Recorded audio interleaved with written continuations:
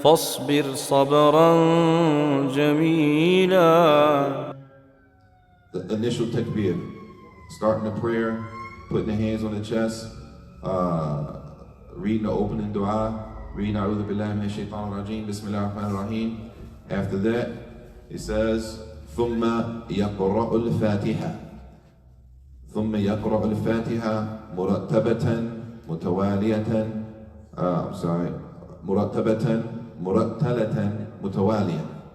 Now he mentions the reading. After that, a person reads al-Fatiha wujuban. Wujuban. Obligatory to read al-Fatiha. طيب. Completely. بِتَشْدِيدَاتِهَا. With the shaddas. And this is important, brothers and sisters. Al-Fatiha is considered a rukn, a pillar of the prayer. طيب. A pillar of the prayer. No salah without reading al-Fatiha. Alhamdulillahi Rabbil Alameen, Ar-Rahman Ar-Rahim, Maliki Yawmiddin, to the end of the surah. Okay? In that surah, in those ayat, there are 11 shaddas. There are 11 shaddas. But we don't know what a shadda is. That's another problem. It's not hard to find out. But there are 11 shaddas. And this is the point. Allah revealed the Quran with specific wording. Okay? The Quran has been revealed, never been changed, over 1,400 years, never been changed. Okay, Allah revealed it with specific words, the speech of Allah Jalla wa'ala, that it has to be read the way it was revealed. It can't be changed. It's not okay to make a mistake. Do we make mistakes? We make mistakes. That don't mean it's cool. Everybody can make a mistake, and it's, you know. We got to give importance to learning al-Fatiha. There is no salah for the one who doesn't read al-Fatiha, as the Prophet ﷺ said, "La salata liman lam yaqra bi fatihatil kitab." There's no prayer for the one who didn't read the al-Fatiha. In al-Fatiha, it's a certain way it has to be pronounced. If we don't know, which is fine, because there's nothing wrong with not knowing.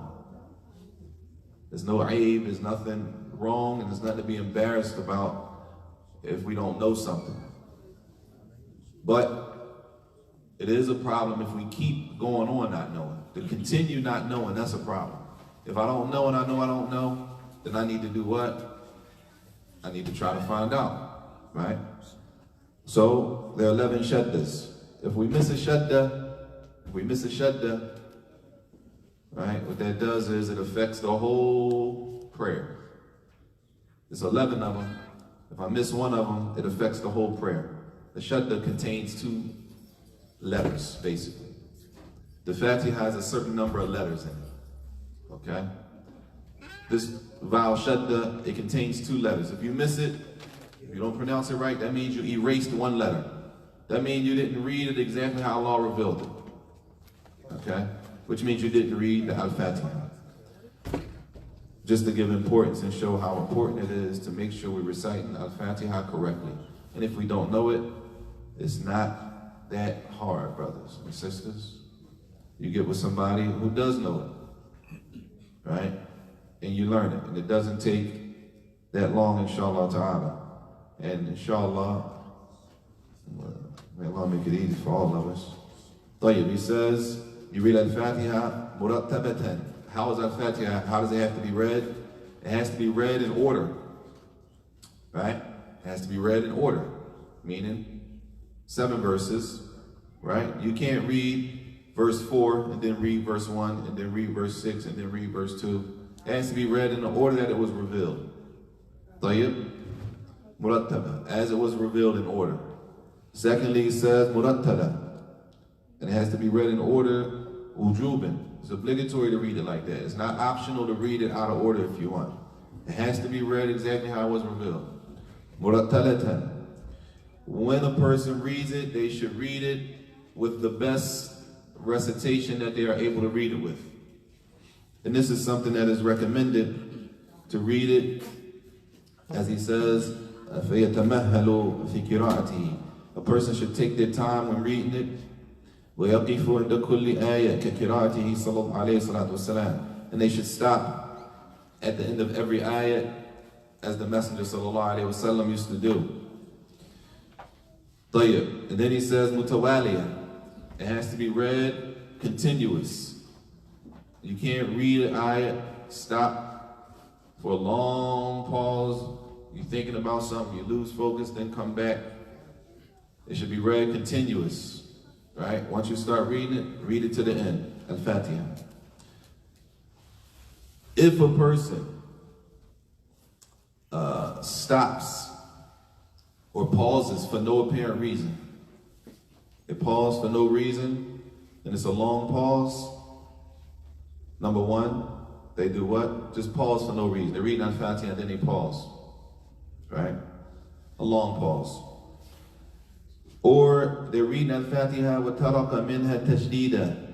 Or they read Al-Fatiha and they miss one of those 11 shaddas. There's 11 of them. They did 10 of them and they miss one.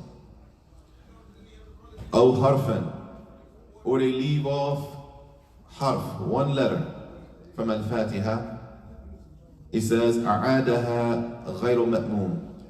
That the people who do that, they do what? They miss one letter, or they miss one shadda, which is, in reality, it's the same thing. If you miss a letter, Allah revealed Al-Fatiha just how He revealed it. If you miss a letter, then you didn't read what Allah revealed. You read something, one letter less than what Allah revealed. And that's what a shadda is, the same idea.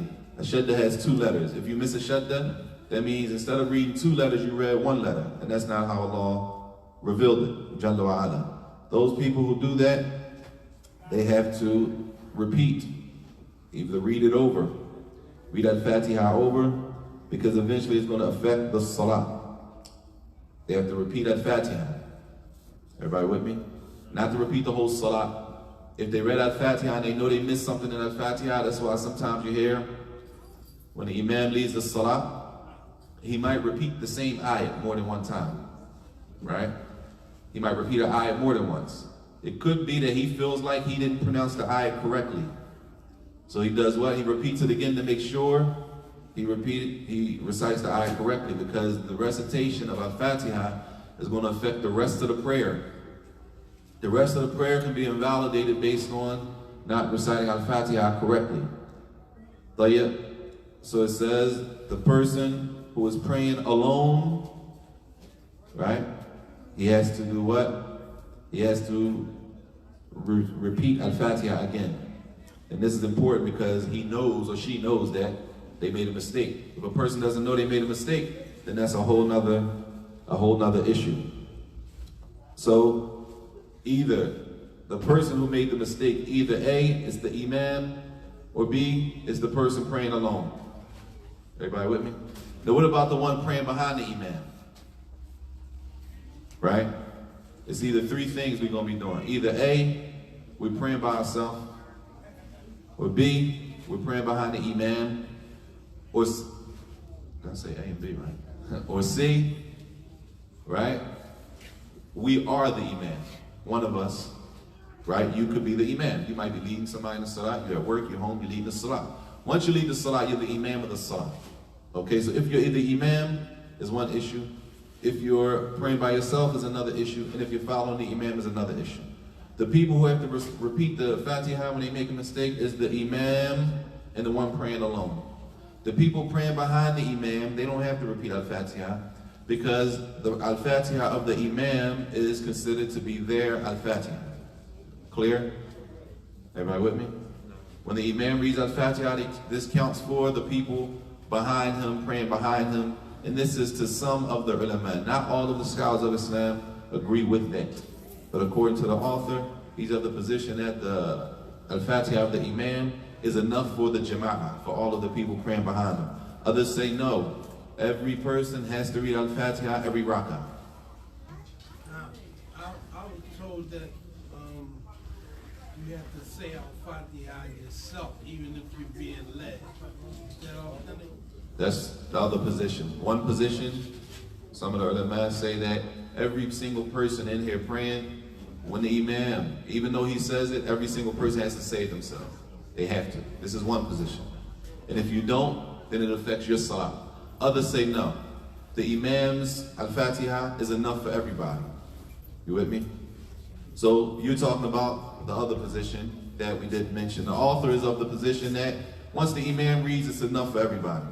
That's why I'm saying everybody, all the scholars of Islam don't agree with that statement itself, but we're only going with in front of us for now.